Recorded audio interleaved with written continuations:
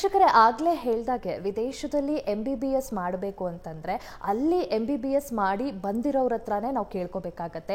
ಯಾವ ರೀತಿ ಅಲ್ಲಿನ ಸಿಸ್ಟಮ್ ಇರುತ್ತೆ, ಎಜುಕೇಷನ್ ಪ್ಯಾಟ್ರನ್ ಹೇಗಿರುತ್ತೆ, ಈ ವಿಚಾರಗಳನ್ನು. ಹಾಗಾಗಿ ಕಾರ್ಯಕ್ರಮದಲ್ಲಿ ನಮ್ಮ ಡಾಕ್ಟರ್ಸ್ ಇದ್ದಾರೆ ಇವತ್ತು, ಡೈರೆಕ್ಟರ್ ಜೊತೆಗೆ ಡೈರೆಕ್ಟರ್ ಅವರನ್ನೇ ಮೊದಲಿಗೆ ಕೇಳೋಣ.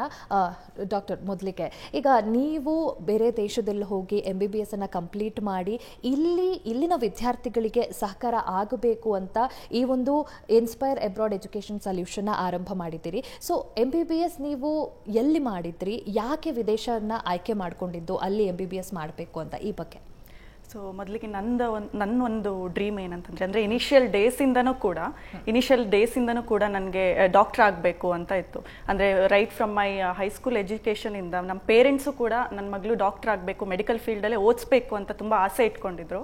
ಸೊ ಆ ಒಂದು ನಿಟ್ಟಿನಲ್ಲಿ ನಾನು ನನ್ನ ಎಜುಕೇಷನ್ನ ಕಂಟಿನ್ಯೂ ಮಾಡ್ಕೊಂಡು ಬಂದೆ. ಸೊ ಎಲ್ರಿಗೂ ಗೊತ್ತಿರ್ಬೋದು, ಇಂಡಿಯಾದಲ್ಲಿ ಲಿಮಿಟೆಡ್ ಸೀಟ್ಸ್ ಆಗಿರ್ಬೋದು, ಹೈ ಕಾಂಪಿಟೆನ್ಸಿ ಆಗಿರ್ಬೋದು. ಸೊ ಆ ಒಂದು ರೀಸನ್ಸಿಂದ ನಾನು ನನ್ನ ಕಾಂಪಿಟೇಟಿವ್ ಎಕ್ಸಾಮ್ಸ್ ಮುಗಿಸಿದ್ಮೇಲೆ ಸರ್ಟೆನ್ ಸರ್ಕಮ್ಸ್ಟಾನ್ಸಸ್ಸಿಂದ ನನಗೆ ಇಲ್ಲಿ ಸೀಟ್ ತಗೊಳ್ಳಿಕ್ಕೆ ಆಗಲಿಲ್ಲ. ಸೊ ಆವಾಗ ನಾನು ಒಂದು ರಿಸರ್ಚ್ ಮಾಡಿದಾಗ ನನಗೆ ಗೊತ್ತಾಗುತ್ತೆ, ಅಬ್ರಾಡಲ್ಲೂ ಕೂಡ ಒಂದು MBBS ಮಾಡ್ಬೋದು, ಒಂದು ಒಳ್ಳೆ ಅಪರ್ಚುನಿಟಿ ಇದೆ, ಹೈ ಕ್ವಾಲಿಟಿ ಎಜುಕೇಷನ್ ಕೂಡ ಇದೆ. ಸೊ ಇದೊಂದು ಬೆಸ್ಟ್ ಆಪ್ಷನ್ ಅಂತ ನನಗೆ ರಿಸರ್ಚ್ ಮಾಡಿದಾಗ ಗೊತ್ತಾಯಿತು.